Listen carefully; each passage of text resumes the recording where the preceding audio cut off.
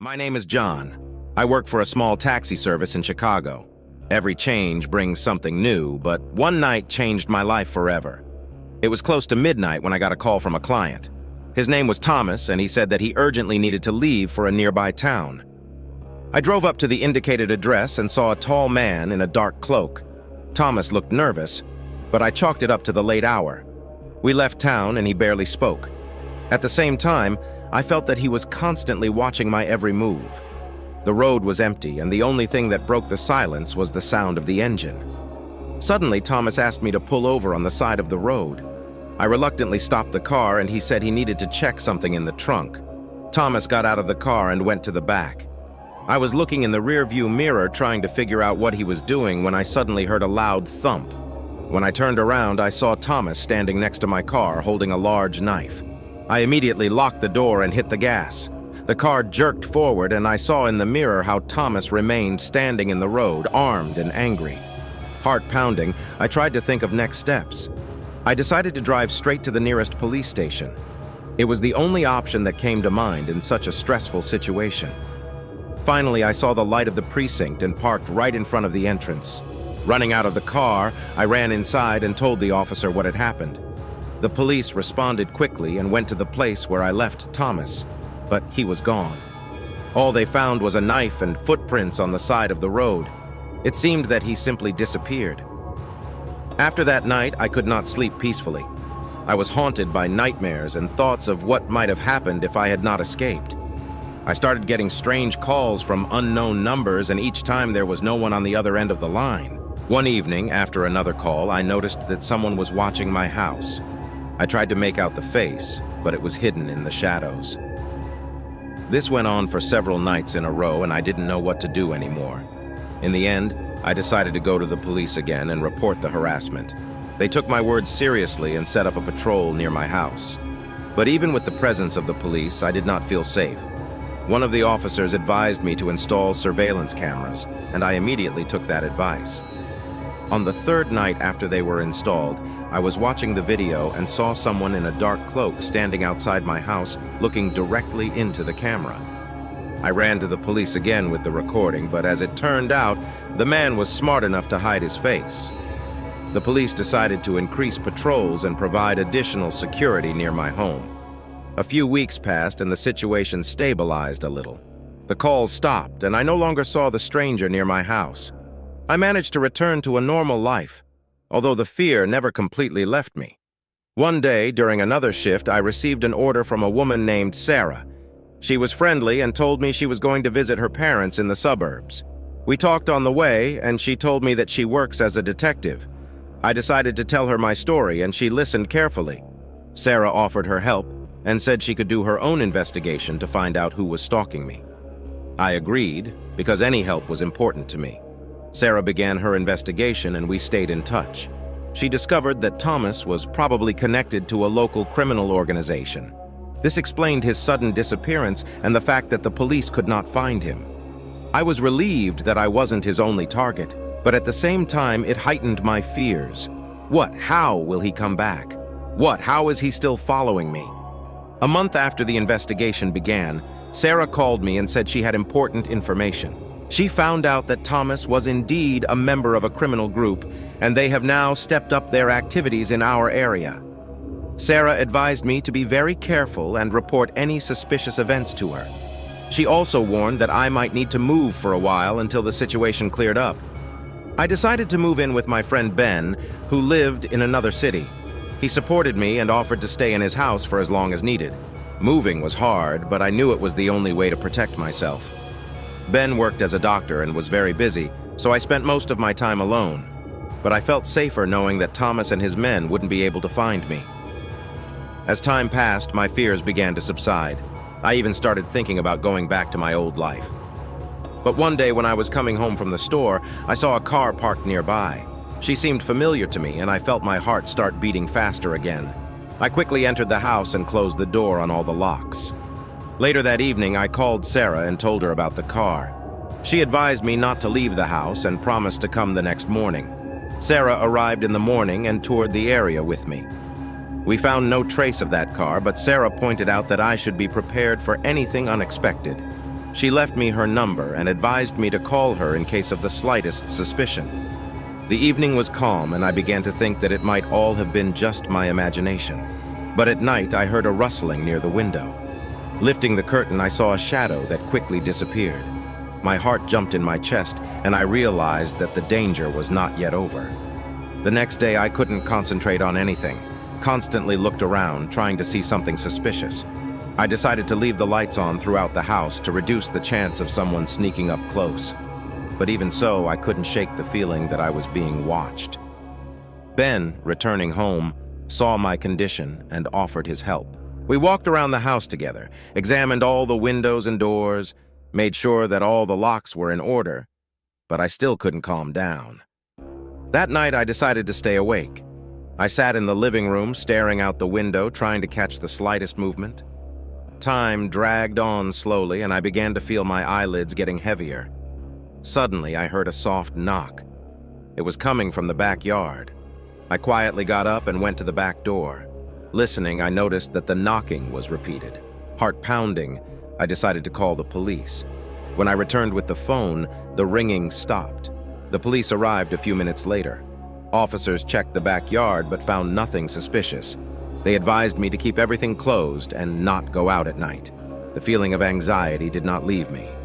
In the morning, I called Sarah and told her about the events of the previous night.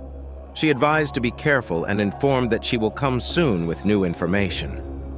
While waiting for her visit, I tried to occupy myself with work, but my thoughts kept returning to that night. Sarah arrived in the afternoon and brought with her a folder of documents. She said she managed to find some details about Thomas and his gang. It turned out that he was well known in criminal circles and had a reputation as a dangerous person. Sarah also said that she received information about the possible whereabouts of Thomas. She advised me to stay with Ben and not leave the house unless necessary. She promised to do everything possible to find and arrest him. Time passed, and I started to calm down a bit. The police regularly patrolled the area, and I felt more secure. But one evening, as I was returning home, I saw a figure in a dark cloak not far from the house. She disappeared around the corner, and I felt the fear come over me again. I quickly ran into the house and called Sarah. She arrived almost immediately, and we walked around the area together, but did not find any traces of the stranger. Sarah advised me to be ready and left her emergency number again. The next few days were uneventful, but I couldn't relax. I kept looking around, expecting to see something suspicious. One evening, when I was returning from the store, I saw the same car parked not far from the house. She seemed very familiar to me. I quickly entered the house and closed the door on all the locks. Later that evening, I called Sarah and told her about the car. She advised me not to leave the house and promised to come the next morning. Sarah arrived in the morning and toured the area with me. We found no trace of that car, but Sarah pointed out that I should be prepared for anything unexpected. She left me her number and advised me to call her in case of the slightest suspicion. The evening was calm, and I began to think that it might all have been just my imagination. But at night, I heard a rustling near the window. Lifting the curtain, I saw a shadow that quickly disappeared. My heart jumped in my chest, and I realized that the danger was not yet over. The next day, Sarah decided to stay with me for the night to help me feel more secure. We installed additional cameras around the house and spent the night on constant alert. In the morning, when we already started to think that everything will be calm, one of the cameras recorded the movement. We immediately went outside and saw the same man in a dark cloak. He stood at a distance, looking directly at us, then turned sharply and disappeared into the darkness. Sarah decided to take control of the case and began her own investigation. She learned that Thomas often appears in certain places in the city and decided to organize an ambush. We agreed that I would stay home and monitor the cameras while she and the detective team were on site. It was a difficult wait, but I trusted Sarah and her professionalism. A few days passed, and Sarah announced that she had important information. She learned that Thomas was planning a meeting in an abandoned warehouse on the outskirts of town. She asked me to stay at home and promised that they would do everything possible to detain him. I spent that night on my nerves, waiting to hear from Sarah. Finally, in the morning, she called and said that Thomas had been detained. I felt relief, but at the same time, fear. What if it's not the end yet? After the arrest of Thomas, the situation began to calm down. The police conducted an investigation and found that he was indeed associated with a dangerous criminal organization. He was arrested along with several other members of the group. I felt like I could finally get back to normal. But at the same time, I understood that I will always be more careful and attentive to others. This experience changed me forever. A few months passed after Thomas' arrest, and life gradually returned to a normal rhythm. I went back to my work, but now I was always on my guard. However, even in this peace, there was always the fear that history might repeat itself. One evening, as I was finishing my shift, I received an unusual call. The client called himself Michael and asked to be taken to an abandoned warehouse outside the city. My heart began to beat faster, but I decided to take this challenge so as not to appear suspicious. When I drove up to the indicated address, I saw a young man who looked quite ordinary. He got into the car and thanked me for coming so quickly. On the way, Michael said that he works in a warehouse and simply forgot his laptop there. His story sounded plausible, but I still remained on guard. Arriving at the location, Michael asked me to wait while he collected his things. I stayed in the car but felt something was wrong. A few minutes later, I saw in the rearview mirror that Michael was coming back, but not alone. He was accompanied by 2 other men. My heart started beating faster, and I knew I had to do something. I remembered my experience with Thomas and decided to act. I quickly locked the door and hit the gas. The car jerked forward, leaving Michael and his companions behind. When I got back to town, I immediately went to the police station. After talking about the incident, the officers promised to look into the situation. They inspected the abandoned warehouse but found nothing suspicious there. This raised even more questions for me. For the next few days, I lived in constant fear that I would be found again. But no new suspicious events happened. However, I decided to stop taking night calls and leave work earlier. This incident only highlighted how dangerous my life can be. Sarah called me and advised me to be careful. She also said that maybe it was just a coincidence, but I couldn't completely relax. All the time I tried not to draw too much attention to myself and always stayed away from suspicious places. A few weeks passed, and I gradually began to forget about that incident with Michael. But one day, when I was coming home after a shift, I saw an envelope on my doorstep. When I opened it, I found pictures inside. They were pictures of me and my house, obviously taken from a great distance. I felt the fear coming back again. I immediately called Sarah and told her about the find. She advised to immediately change the place of residence and offered help with finding a new home. I agreed and decided to temporarily move to another city. Sarah and I started looking for a new home. I decided to leave my previous life behind and start from scratch. The move was difficult, but necessary. The new house was in a small town far from Chicago. I found a new job outside of the taxi business and tried to start a new life. But even in a new place, I could not completely get rid of my fear. I kept looking around, making sure I wasn't being followed and trying to stay away from strangers. It seems that this experience left an indelible mark on my life. A few months passed in the new place, and life gradually became normal. I made new friends, found a hobby, and started to feel more at ease. But one day, returning home, I saw a familiar car near my house. It was the same car I saw outside Ben's house. I quickly passed the car and entered the house. After checking all the locks, I called Sarah and told her about the car. She advised not to leave the house and promised to come the next morning. That night, I couldn't sleep again. Sarah arrived in the morning and toured the area with me. We didn't find any signs of the car, but Sarah said I should be prepared for anything unexpected. She left me her number and advised me to call her in case of the slightest suspicion. The evening was calm, and I began to think that it might all have been just my imagination. But at night, I heard a rustling near the window. Lifting the curtain, I saw a shadow that quickly disappeared.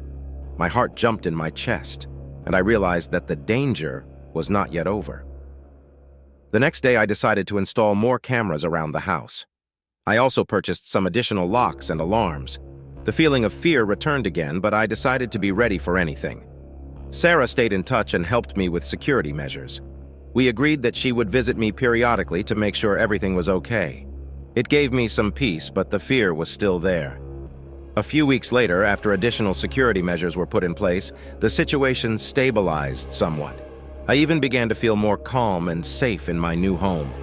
But one evening, when I was going through the footage from the cameras, I noticed something strange. One of the cameras caught movement near the backyard. I zoomed in and saw a figure in a dark cloak. It was the same man I saw earlier. He stood and looked directly into the camera, then turned sharply and disappeared into the darkness. I immediately called Sarah and told her what I saw on the tape. She advised to stay at home and call the police immediately. Officers arrived a few minutes later and checked the area, but found nothing suspicious. This incident once again plunged me into a state of constant fear. I could not understand why this man continued to pursue me. Sarah promised to do everything possible to find him and understand the situation. I spent the next few days in constant tension. I installed more cameras and constantly checked the recordings. In the evenings, I left all the lights on, trying to scare off potential intruders. Sarah offered me to move again, but I decided to stay and fight. I couldn't keep running and hiding. I decided it was time to face my fears and find a solution to this problem. I contacted a private investigator to help find the person who was stalking me. A detective took up the case and began an investigation. He asked me to provide all the CCTV footage and details of previous incidents. Time passed, and I waited for the results of the investigation. One day, a detective called me and told me that he had managed to find some clues. He discovered that a man in a dark cloak often appears in certain places in the city. It was progress, and I felt some relief. The detective continued his investigation and found out that the man in the dark cloak has connections with some criminal groups. This explained his constant presence and persecution, but the question remained, why did he choose me? Sarah supported me throughout the investigation. We discussed various theories, but none of them gave the full picture. I decided to remain cautious and continue to cooperate with the detective. One day, the detective called and said that he had managed to find important information. It turned out that the man in the dark cloak was connected to Thomas and his group. He was one of those who escaped arrest and now sought revenge for his leader. That explained his pursuit, but it didn't lessen my fear. I knew that now I had to be even more careful and continue to protect myself and my life. The detective advised me to hire a bodyguard for extra protection. I agreed and found a professional who agreed to work around the clock. It gave me some sense of security, but I still couldn't fully relax. Sarah stayed in touch and visited me regularly. We discussed plans of action in case the man in the dark cloak appeared again. I felt supported and knew that I was not alone in this difficult situation. One evening on my way home, I saw another envelope on my doorstep. When I opened it, I found a threatening note inside. It was signed with the initials TS, and I realized that it was the handiwork of a man in a dark cloak. I immediately called Sarah and the detective. They advised me to stay home and call the police. Officers arrived, took the note, and promised to investigate the incident. I felt the fear coming back again. I spent the next few days in constant tension. The security guard was always there, and that calmed me down a bit. But I still couldn't shake the feeling that the danger wasn't over yet. Sarah and the detective worked to find the man in the dark cloak. They installed additional security measures and tried to track his movements. I knew I had to be patient and not lose hope that this situation would finally be resolved. A few weeks passed and life gradually began to stabilize. The security guard was always there, and I started to feel a little more relaxed. Sarah and the detective were working hard on the investigation, and that gave me hope. One day, a detective called to say they had a new witness who saw a man in a dark cloak. The witness provided important information about his whereabouts and plans. It was a big breakthrough in the case. Sarah and the detective decided to act immediately. They organized an operation to track the man in the dark cloak. I stayed at home under guard and waited for news. It was a tough wait, but I had faith in their professionalism. Finally, in the evening, the detective called and said that they had arrested the man. He was interrogated and found out that he was indeed one of the members of Thomas' group and was trying to take revenge for the arrest of his leader. I was immensely relieved to learn that the danger was finally over. After the arrest of the man in the dark cloak, the situation began to calm down. The police finished their investigation, and I finally felt like I could go back to my normal life. The guard stayed with me for a while longer so that I could fully adapt to the new reality. Sarah stayed in touch and continued to support me. She helped me find a psychologist with whom I could discuss my fears and anxieties. This was an important step towards restoring my mental health. A few months passed, and I gradually returned to my normal life. I started working again and even found a new hobby: photography. It helped me to relax and distract myself from the experienced stress. Sarah and the detective became my close friends. We often met and discussed not only business, but also other aspects of life. I felt that I was no longer alone in this world. One day when I was going through my photos, I found a picture taken the day all these problems started. It was me and Ben near our old house. I felt that this picture symbolized not only the beginning of a terrible period, but also the beginning of my new life. I decided to do an exhibition of my photos to show how I have changed and what lessons I have learned from this experience. Sarah and the detective supported my idea and helped organize the exhibition. It became an important moment in my life. The exhibition was a success, and I felt proud that I was able to overcome my fears and turn them into something positive. Many people came to support me, and I felt like my life was finally back on track. Sarah and the detective continued to support me, and we celebrated this success together. I realized that one should never give up, even in the most difficult moments of life. This experience made me stronger and helped me find a new meaning in life. Time passed, and life gradually returned to its normal rhythm. I made new friends, developed my hobbies, and started to feel more confident. Sarah and the detective became my close friends, and we often met to discuss news and plans for the future. One day I got a letter from Ben. He wrote that he learned about my adventures and would like to meet again. The meeting with Ben went great. We discussed everything that had happened in the last year, and I felt that our relationship was on the mend. He supported me and was happy to see that I had found a new life and new hobbies. We decided to stay in touch and continue to support each other. This was an important step for me because I felt that I could finally put the past behind me and move on. Life started to improve, and I felt happy. I found a new job that I enjoyed and continued to do photography. My works became popular, and I even received invitations to several exhibitions. Sarah and the detective remained my close friends, and we celebrated my successes together. I felt that I had found my new family that supported me in the most difficult moments of my life. One day, when I was returning home after another exhibition, I stopped and looked around. I felt that I'd finally found peace and harmony in my life. All those scary moments were left behind, and I was ready for new challenges and adventures. This experience taught me to be stronger, more careful, and appreciate every moment of life. I realized that even in the darkest times, there is always hope and the possibility of finding light. And I was ready for a new chapter in my life, with new challenges and new opportunities,